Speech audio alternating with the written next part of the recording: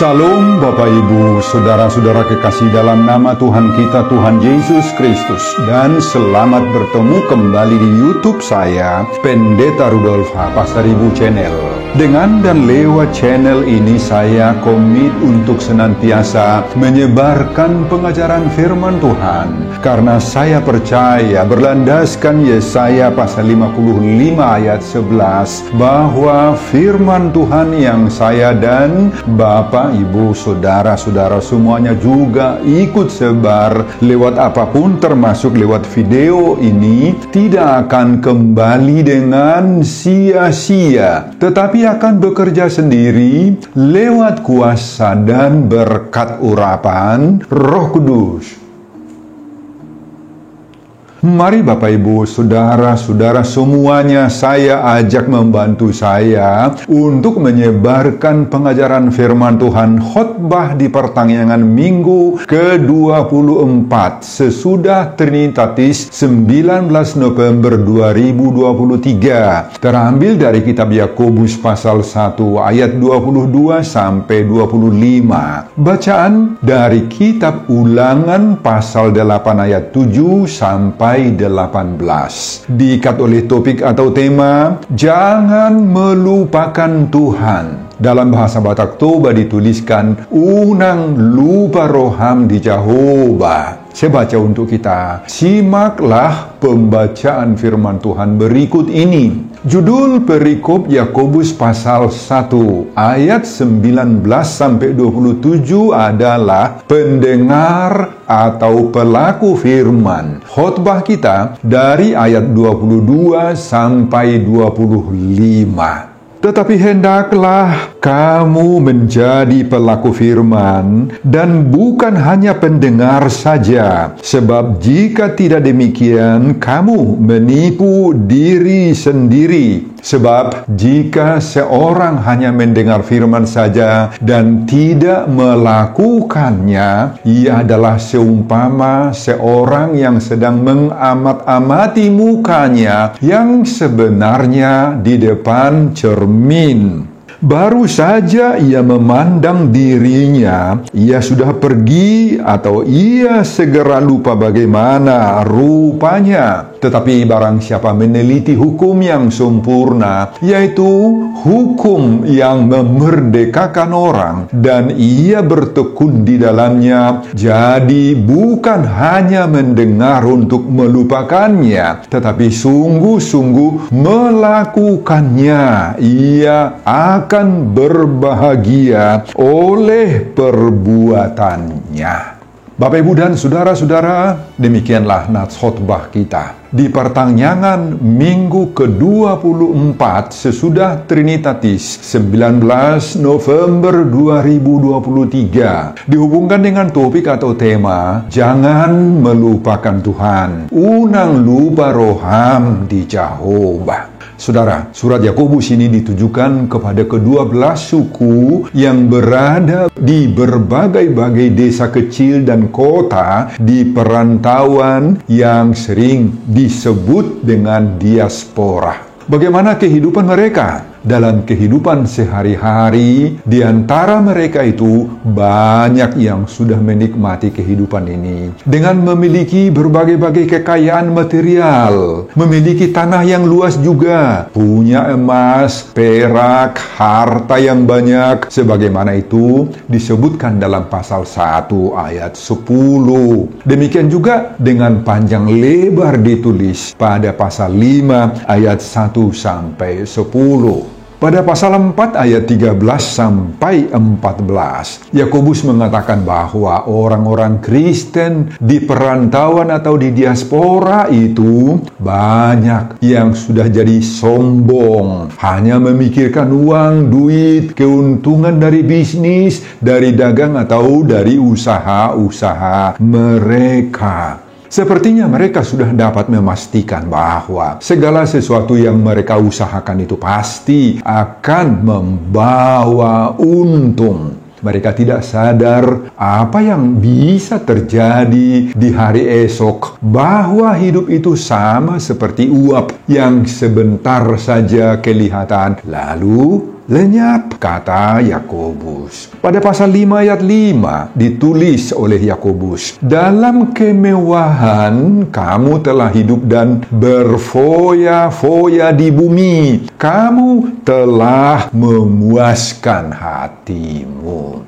Khusus dalam bidang agama, kerohanian, dan peribadahan, orang-orang Kristen di diaspora yang dilihat oleh Yakobus itu sangat-sangat abai dan mereka merasa acuh tak acuh, sepele. Pada Yakobus pasal 4 ayat 2c sampai dengan ayat 3 disebutkan bahwa mereka itu tidak lagi berdoa. Dan ada yang berdoa, tetapi doa-doa mereka salah berdoa. Sebab yang mereka minta itu hendak mereka habiskan untuk memuaskan hawa nafsu mereka. Pada pasal 4 ayat 4, hidup mereka lebih cenderung menyesuaikan diri dengan kehidupan duniawi ini, tidak setia, bersahabat dengan duniawi, dan menjadikan diri mereka itu musuh atau lawan bagi Allah sendiri. Pada pasal 4 ayat 8, mereka hidup dengan mendua hati, tidak konsisten dalam iman, tidak setia kepada Tuhan. Akibatnya hidup mereka tidak lagi tenang,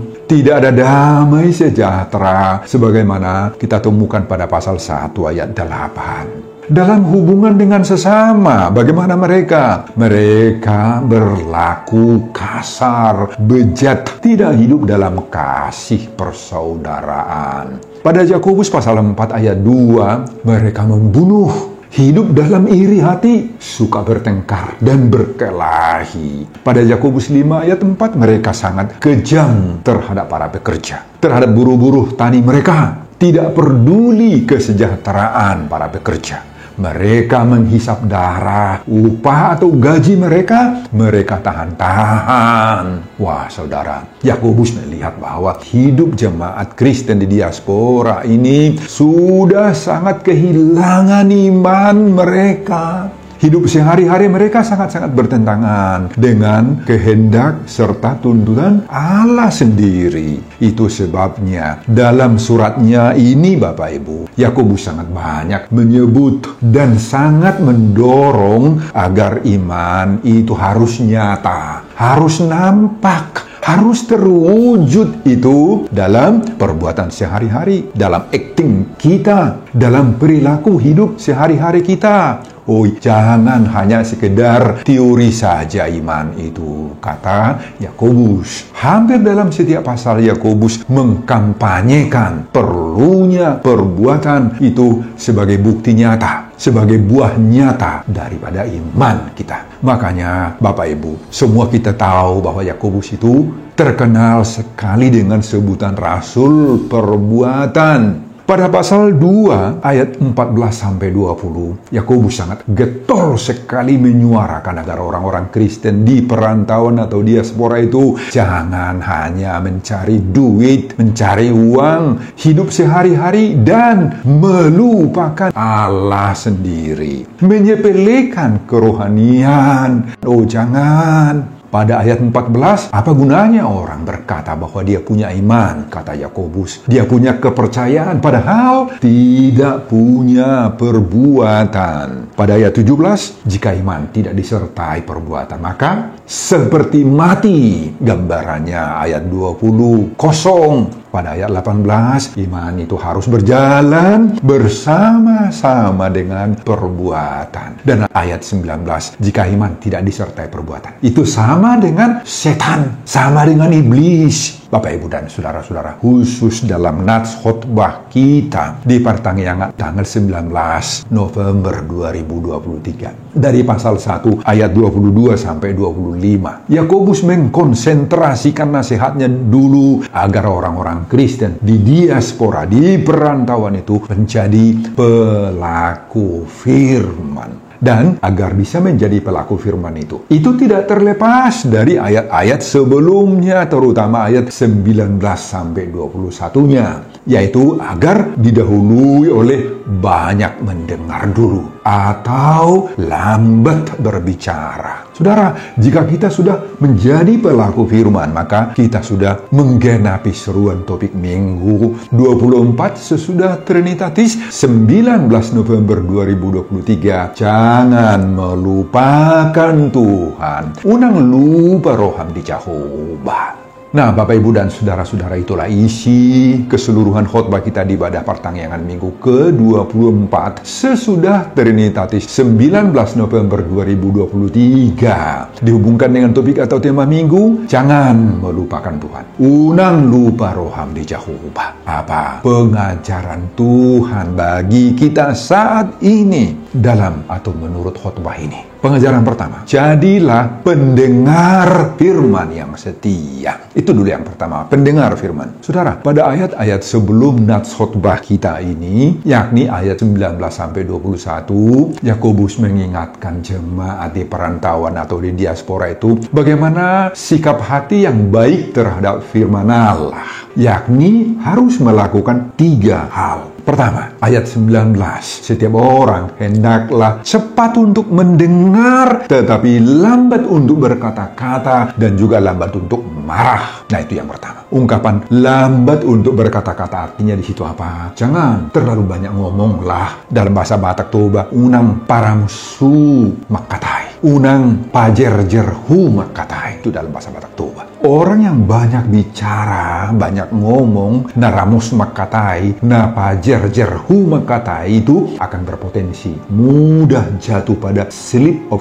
tongue atau salah ngomong. Orang yang selalu slip of tongue ini, Bapak Ibu, yang selalu salah ngomong itu bisa menimbulkan sakit hati bagi orang lain. Bisa menimbulkan pertengkaran-pertengkaran, bisa menimbulkan bersoal-soal jawab, tuduh-menuduh, marbadai, bisa. Semua itu akan berakibat merusak persekutuan jemaat. Semua itu akan menyebabkan kehilangan damai sejahtera, terutama kehilangan kebenaran Allah. Itu yang pertama. Yang kedua, Yakobus mengatakan, bagaimana agar bisa menjadi pendengar firman Tuhan yang baik? Kita harus terlebih dahulu menyingkirkan segala kekotoran-kekotoran dan kejahatan yang menempel di dalam hati kita. Nah, jika hati kita ini, Bapak Ibu, masih ditempati, masih menempel di sini sifat-sifat, ada keserakahan, ada birahi, ada rasa iri dan kebencian, ada kesombongan, maka itu semua menyebabkan kita tidak akan mungkin menerima firman Allah.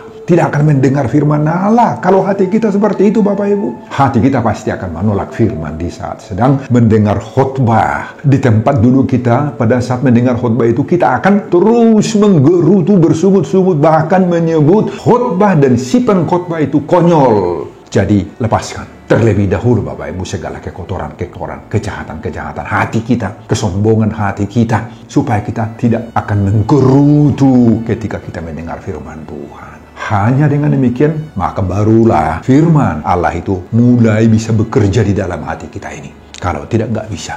Yang ketiga, bagaimana agar bisa menjadi pendengar firman yang baik? Kita harus terus menerima firman itu dengan hati yang lembut, Bapak Ibu. Pada ayat 21b dituliskan oleh Yakobus, terimalah dengan lemah lembut firman yang tertanam dalam hatimu, yang berkuasa menyelamatkan jiwamu.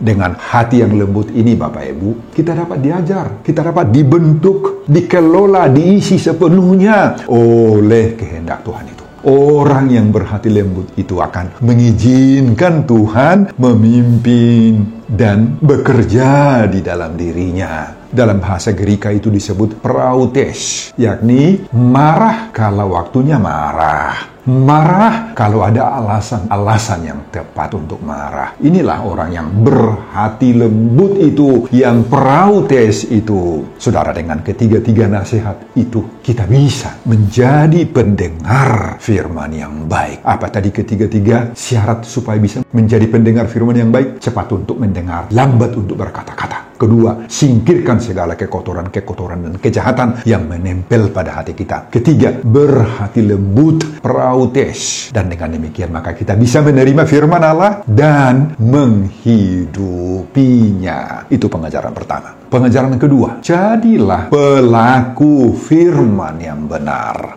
Nah, kalau yang pertama tadi pendengar, sekarang yang kedua, jadilah pelaku firman. Saudara, Yakobus menekankan agar kita tidak hanya sekedar pendengar firman saja sebagaimana pada bagian pertama tadi, tetapi juga menjadi pelaku firman. Kalau disebut di sini menjadi pelaku firman, nah itu berarti setelah firman itu kita dengar tadi lewat kuping, lewat telinga jasmani, maka firman itu memasuki hati kita, memasuki pikiran kita, perasaan kita, empati dan simpati kita dimasukinya. Nah, di sana yakni dalam hati, dalam pikiran, dalam perasaan, dalam empati dan simpati kita itu, maka firman itu akan bekerja sendiri. Dia akan berproses di dalam hati kita. Sebab firman itu adalah kuasa. Firman itu adalah kekuatan. Firman itu adalah power rohani yang sungguh-sungguh kuat. Firman itu adalah diri Allah sendiri. Sebagaimana Yohanes 1 ayat 1, pada mulanya adalah firman. Firman itu bersama-sama dengan Allah dan firman itu adalah Allah.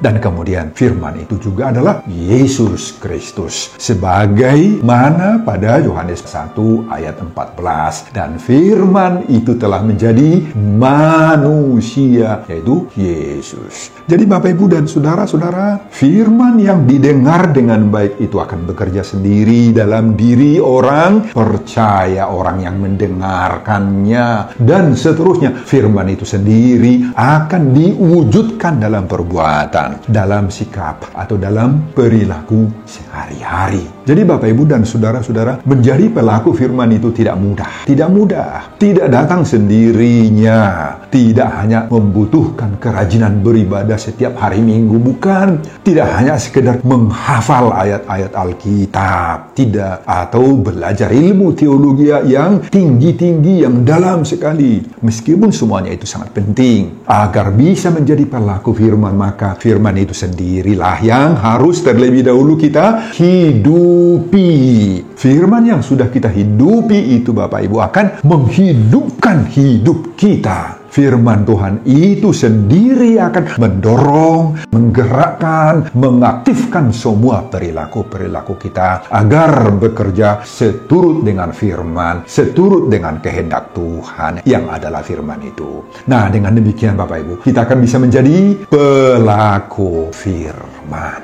Pengajaran yang ketiga, jadilah pendengar dan pelaku firman. Saudara, inilah yang diingatkan oleh Yakobus pada ayat 22. Hendaklah kamu menjadi pelaku firman dan bukan hanya pendengar saja, sebab jika tidak demikian, kamu menipu diri sendiri. Saudara, agama bukan hanya sekedar teori-teori dan pengajaran kebenaran semata-mata. Agama bukan hanya sekedar pelaksanaan ritus-ritus atau upacara-upacara keagamaan semata-mata, Bapak Ibu. Agama bukan hanya sekedar mengajarkan pokok-pokok ilmu, pengetahuan, atau bahan diskusi, atau untuk menambah wawasan kehidupan rohani kita. Tetapi agama berisi sikap, perbuatan, praktek untuk menjalankan tuntutan dan kehendak Tuhan. Saudara, itulah yang diajarkan oleh Yakobus dalam ayat 22 ini, yang mengingatkan agar kita tidak sekedar menjadi pendengar firman. Yakobus memastikan bahwa mendengar itu penting, tetapi tidak cukup sampai di situ saja.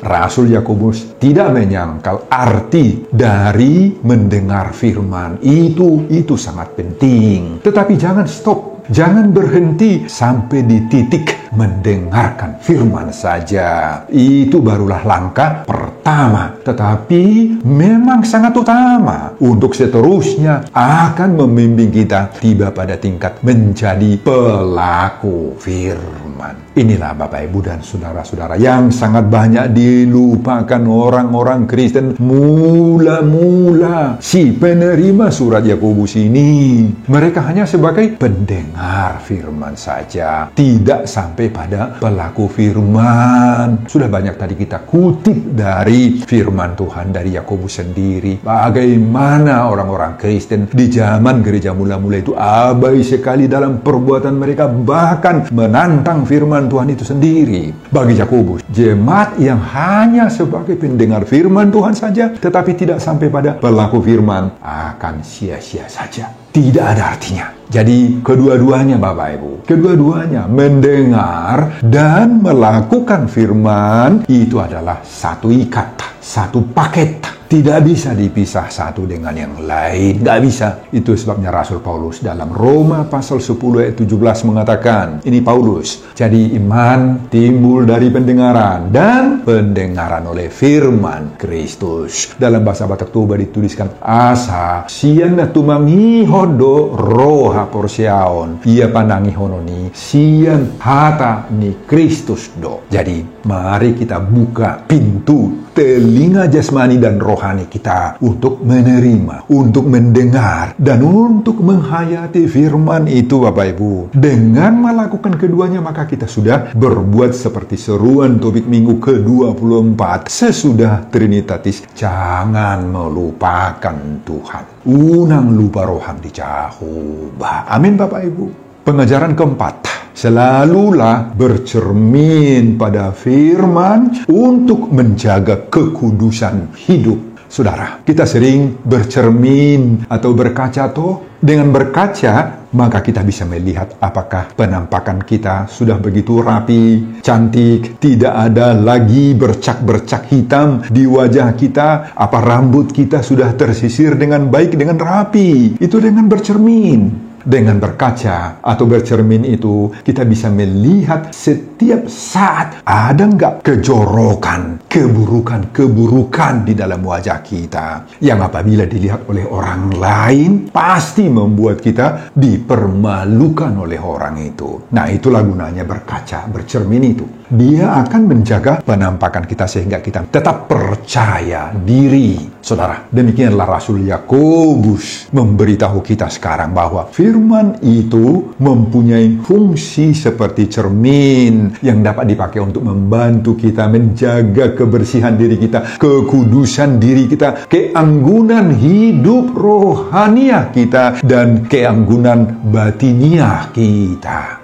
Nah Bapak Ibu dan Saudara-saudara, dengan bercermin kepada firman Allah itu maka akan membuat dan menyadarkan kita mengetahui apa yang benar dan apa yang kudus, dan apa yang kotor serta jahat yang tertempel dalam hidup kita ini. Dan setelah kita menyadari bahwa di dalam hidup kita ada hal-hal yang buruk, ada yang membuat kita bisa dipermalukan oleh orang, bisa dibenci oleh sesama, maka kita akan berusaha untuk membersihkannya atau memolesnya kembali hidup kita ini, membuang, meninggalkan kekotoran-kekotoran yang tertempel, kejahatan-kejahatan yang tertinggal dalam hidup kita. Kita buang ini semua. Itu sebabnya mengapa di dalam ayat 25 ini Yakobus juga menyebut firman itulah hukum yang memerdekakan orang.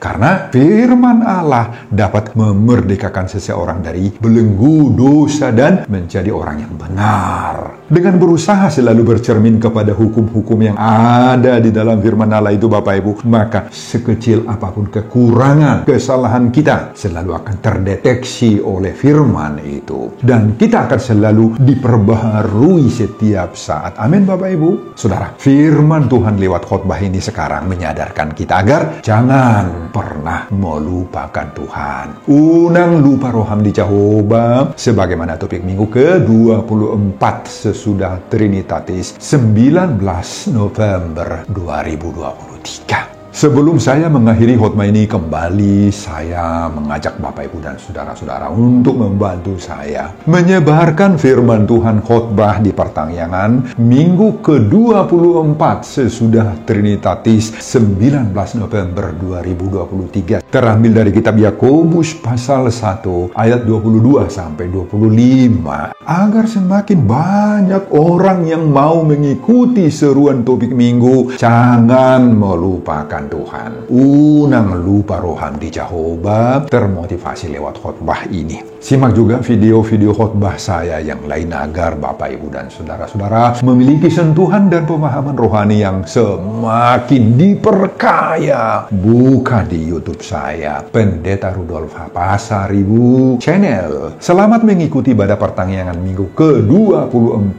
sesudah Trinitatis buat kita semuanya. Tuhan Yesus memberkati kita. Salum Horas. Amin. Bapa, terima kasih untuk firman-Mu yang mengingatkan kami agar kami menjadi pendengar firman yang setia. Karena dengan mendengar firman itu, kuasa Tuhan akan bekerja di dalam diri kami. Dan kalau kuasa Tuhan sudah bekerja lewat firman-Mu dalam diri kami, kami juga akan menjadi pelaku-pelaku firman yang setia, yang baik di hadapan Tuhan. Biarlah kedua-duanya, baik sebagai pendengar dan pelaku firman ini, menjadi kehidupan kami yang tidak terpisahkan dari dalam diri kami. Tolong kami, kuatkan kami Tuhan, supaya kami juga senantiasa berkaca, bercermin, supaya kami bisa menjaga kekudusan diri kami. Berkatilah setiap pendengar khotbah ini agar dapat mengaplikasikan khotbah ini dalam diri kami. Berkati juga hamba-Mu dalam mempersiapkan khotbah berikutnya. Demi kemuliaan hormat bagi nama Tuhan. Amin.